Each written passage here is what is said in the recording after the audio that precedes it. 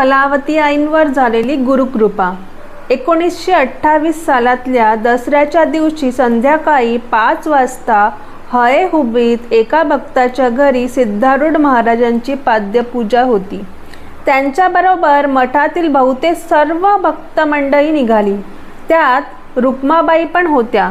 तेथील पूजा संपल्यावर महाराजांनी त्या भक्ताला दुसरे एक भांडे आणावयास सांगून आपल्याला अर्पण केलेल्यातले थोडे दूध त्यात घातले आणि रुक्माबाईंना बोलावून आपल्या आसनावर एका बाजूला बसवून घेऊन ते दूध व काही फळे त्यांना देऊन आपणही सेवन केले आणि रुक्माबाईला उद्देशून आजपासून मी तुझे नाव कलावती देवी असे ठेविले आहे असे म्हणून एका भक्ताने स्वतःला अर्पण केलेली शाल महाराजांनी रुक्माबाईंच्या अंगावर टाकली आणि थोडे निरूपण कर असे सांगितले।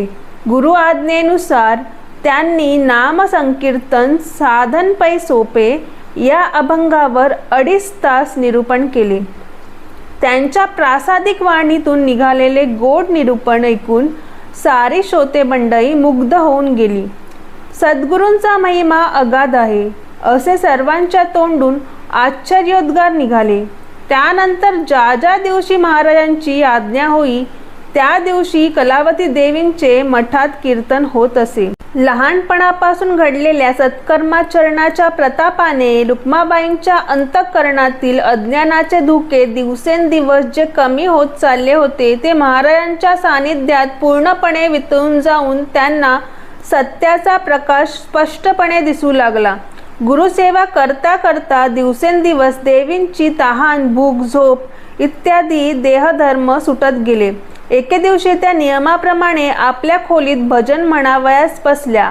कंडू कंडूनी येन्न काय बिड्डूवरे कृष्णा, सर्व पाहूनही तू माझा हात सोडणार का कृष्णा। पुरंदरदासांच्या या पदाचे शेवटचे कडवे म्हणजे भक्तवत्सलनेंदू बिरुदू पोत्तमेले भक्तराधीनना गिर बेडवे, भक्तवत्सल म्हणून तुझी ख्याती आहे, मग भक्तांच्या आधीन होऊन राहिला नको का म्हणत असता एकाएकी त्यांची अत्यंत बैचन अवस्था झाली। त्यांच्या डोळ्यावाटे सारख्या अश्रुधारा वाहू लागल्या।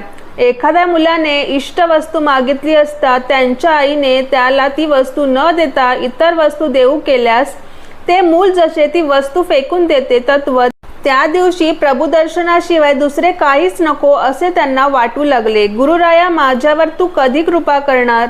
मी कोणत्याही दिव्यातून जाईन, पण मला एक वार तुझ्या निजस्वरूपाचे दर्शन घडीव।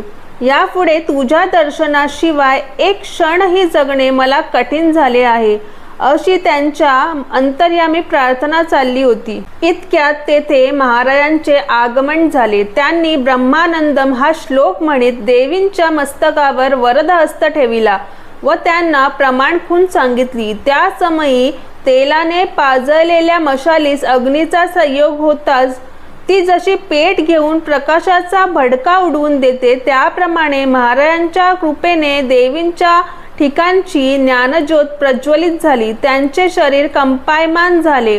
त्यांच्या मिटलेल्या डोळ्यातून एकसारख्या अश्रुधारा वाहू लागल्या।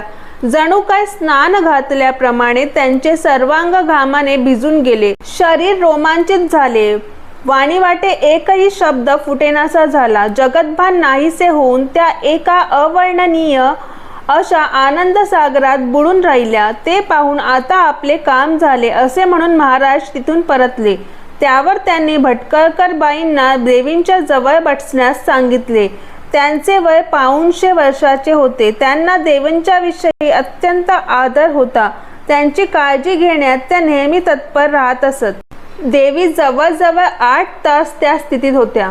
जेव्हा त्यांनी डोळे उघडले तेव्हा आज आपला नवीन जन्म झाला असून पूर्वीची दृष्टी पार बदलून गेली आहे। पूर्वीच्या खुणा साफ पुसून गेल्या असून आतापर्यंत ज्या दुर्गुणांनी मोहजालात मला अडकवून दुःख सागरात लोटले होते त्यांचे अस्तित्व आज समूळ नाहीसे झाले आहे। जिकडे तिकडे आनंदी आनंदच, एका आनंदावाचून दुसरे काहीच नाही असा त्यांना अनुभव आला।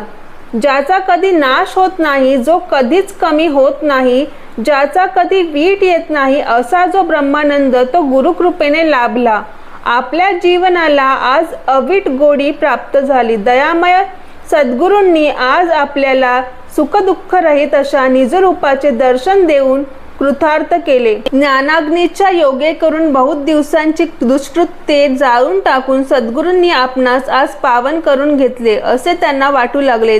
तूप आणि वात घालून तयार केलेले निरांजन तेवत असलेल्या दुसऱ्या निरांजनाजवळ धरले असता जसे तेही लगेच तेवू लागते, त्याप्रमाणे महाराजांच्या कृपेने देवींना कृतार्थ केले. एके दिवशी अक्कलकोट राणीने महाराजांना प्रश्न केला, महाराज, रुक्माबाईने आपले हृदय जिंकले, अर्थात आपली कृपा संपादन केली, तेव्हा आता आम्ही त्यांना काय म्हणून हाक मारावयाची? त्यावर माताजी म्हणा असे स्वामींनी सुचविले. तेव्हापासून राजघराण्यातील बायका व इतर मंडळी रुक्माबाईंना माताजी म्हणून संबोधू लागल्या.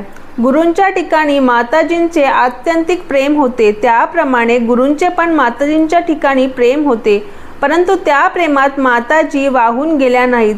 धाकात तसेच दक्षतापूर्वक वागणे झाल्यामुळे जेव्हा पाहिजे तेव्हा जशी पाहिजे तशी त्यांच्याकडून सेवा घडली. म्हणून तर त्यांना गुरुकृपा संपादन करण्यास फार समय लागला नाही. ओम नमः शिवाय.